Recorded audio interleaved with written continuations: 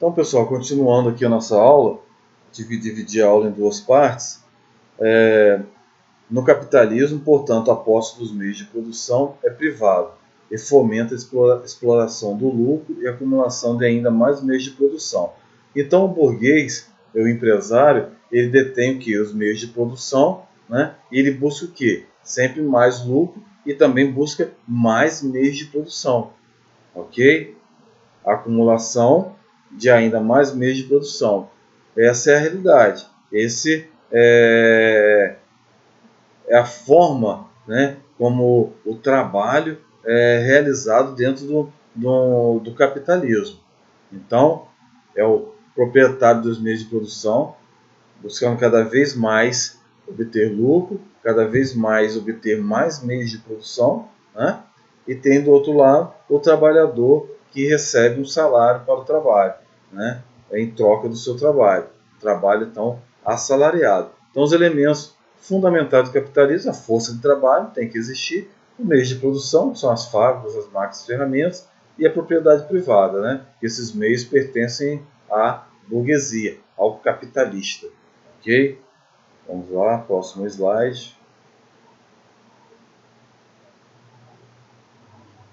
Vamos lá. O trabalho e o capitalismo em Marx.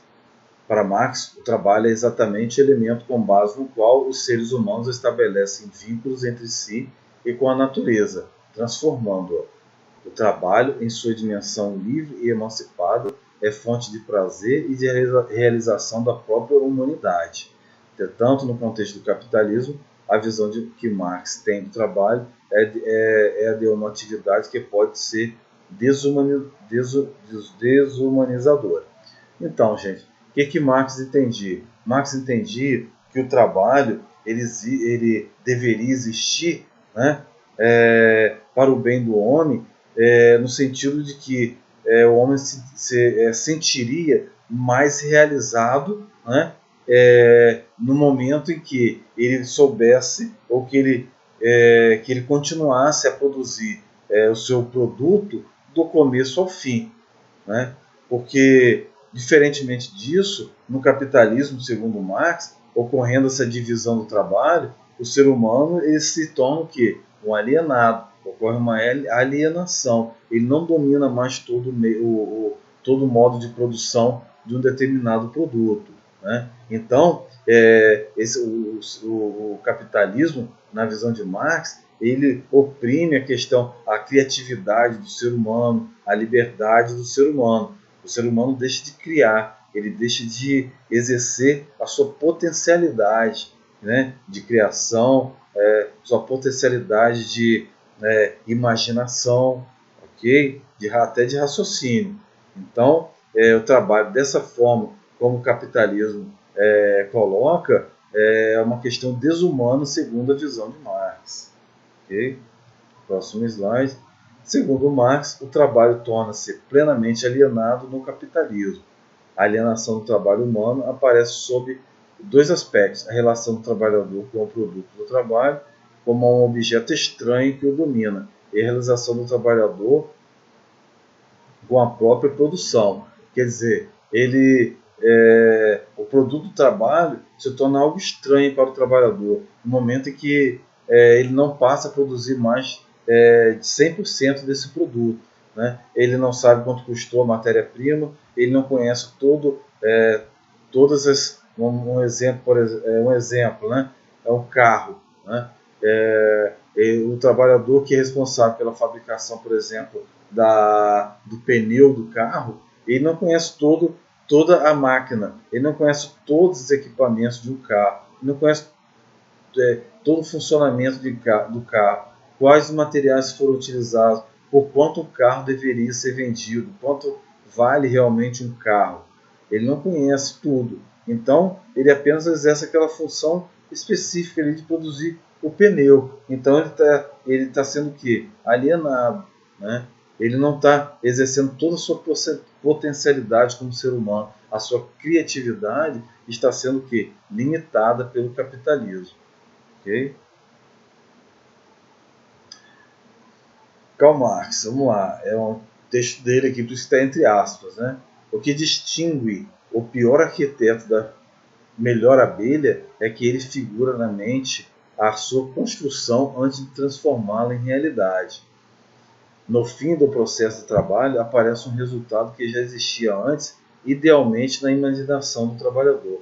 Quer dizer, o arquiteto ele usa toda a sua potencialidade, toda a sua criatividade ao criar a planta de uma casa, ao criar uma casa.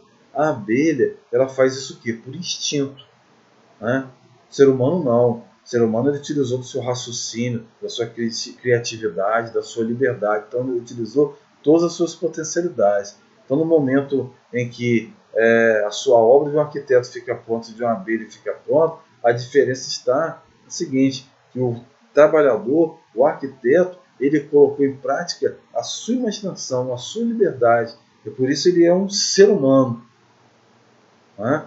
Então, no momento que isso é limitado, no momento que isso é tirado do trabalhador, ele acaba sendo o quê? Desumanizado.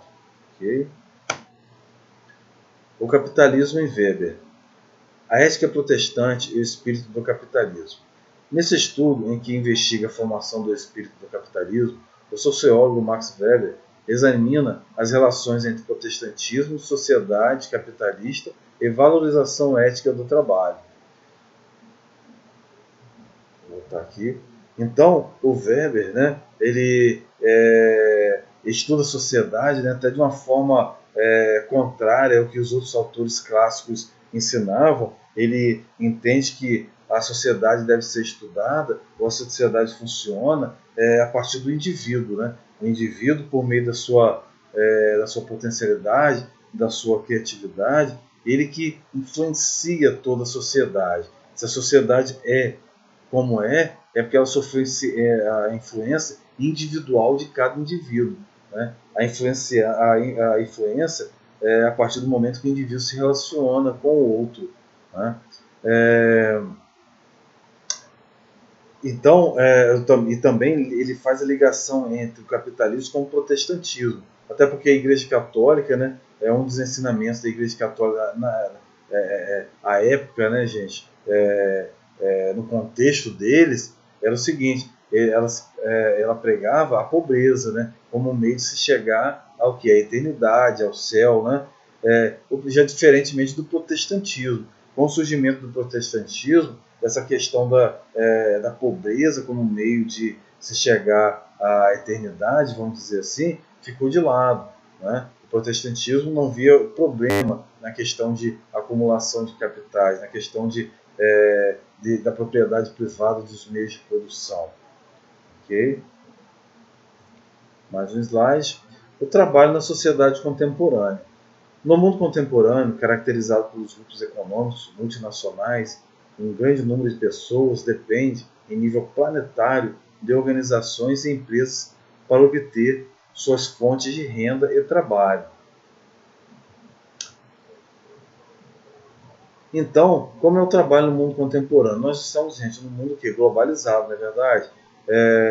Sempre quando tem um problema lá na China ou nos Estados Unidos, afeta rapidamente o quê? A economia brasileira, né? Se lá no Oriente Médio, um país daquele lá que tem muito petróleo, abaixa o valor do barril de petróleo, isso influencia diretamente no preço do barril de petróleo de todo o mundo, né? Então mexe aqui com combustível na bomba do posto, né? Então, nós atualmente, né, nós estamos vivendo também uma crise aí do petróleo, até porque alguns países lá do Oriente Médio, eles abaixaram o valor do barril, então os outros países tiveram que acompanhar isso daí. Então nós estamos aí com os municípios, por exemplo, que recebem royalties de petróleo, né, com essa baixa do barril, do valor do barril, eles estão o quê? Sofrendo com essa modificação, né, com essa redução dos valores do preço do barril do petróleo. Então, hoje em dia, com essa globalização, um país ele pode ser beneficiado com algo que acontece do outro lado do mundo, ou ele pode ser prejudicado também. Ok? O desemprego, né? O desemprego relaciona-se à própria natureza do capitalismo e ao surgimento de grande número de trabalhadores assalariados, fenômeno decorrente da Revolução Industrial. Então, gente, como o capitalismo surgiu também o que? O desemprego, né? Se antes as pessoas eram que artesãos, eles fabricavam o próprio produto para vender, eram camponeses, fabricavam os seus alimentos, com o trabalho assalariado, surgiu também, que por lógica, né, o desemprego. Se aquele trabalhador ali não está trabalhando direito, ou se o empresário não quer mais aquela quantidade, né, de trabalhadores, ele vai o quê? Vai demitir, né, aquele trabalhador. Então surgiu o desemprego. Então vamos ver aqui que nós temos alguns tipos de desemprego. Desemprego sazonal, relacionados a atividades e empregos de caráter sazonal, ou seja, sujeitos a interrupções periódicas, né? Nós temos aqui na região de Campos, hoje são poucas que funcionam, né? Mas nós tínhamos muitas usinas de cana-de-açúcar, né? Que fazem álcool, açúcar, né? Então, eles aumentam a quantidade de trabalhadores no período da moagem, no período em que a produção ela vai para a indústria, vai para a usina, desculpa, a cana-de-açúcar ela está pronta para ir para a usina, né, e ser transformada, seja em álcool, seja em açúcar. Então, nesse período, aumenta-se o número de trabalhadores nessas empresas. Então, quando termina esse período, ocorre um desemprego. Esse desemprego é chamado de sazonal. Desemprego conjuntural ou cíclico, decorrente do excesso de oferta de força de trabalho, em razão de crises econômicas que implicam a queda pela procura de bens e serviços. Então, gente, a gente está vivendo essa pandemia, vários economistas, né, já estão antecipando, a gente torce para que isso não aconteça, a gente torce para que os governos interfiram na economia para que não haja desemprego, mas os economistas apontam que mesmo com essa ajuda aí do poder estatal, né, vai haver desemprego devido a essa pandemia que gerou uma crise, né, no setor econômico. As empresas e os comércios estão fechados, né, então vai haver demissão, né? Esperamos uma intervenção do Estado para que isso não aconteça, mas tudo indica que vai acontecer. Se vai acontecer, a gente espera que seja o mínimo possível. Então esse tipo de desemprego é chamado de conjuntural, né, ou cíclico. Desemprego friccional e estrutural. Desemprego pelos desajustamentos no mercado de trabalho. Quer dizer o seguinte: o mercado de trabalho ele exige sempre, o exemplo, né, pessoas que entendam cada vez mais de tecnologia, não é verdade? A gente, como professor, tem que aprender cada dia mais de tecnologia, né? Nós estamos aqui passando por esse problema da pandemia e temos que estar dando aula à distância. Então, para isso, a gente precisa dominar o básico, né, de como gravar um vídeo, como transmitir isso para vocês, enviar isso para vocês. Então, se as pessoas não se prepararem tecnologicamente, né, elas vão ficar para trás. Elas vão ficar desempregadas. Naturalmente, né, isso vai acontecer.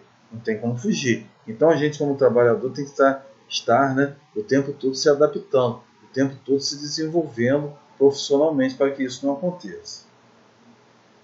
Então, pessoal, olha, nós terminamos agora a nossa aula, né? Espero que vocês tenham aprendido, espero que vocês tenham anotado as dúvidas também, né?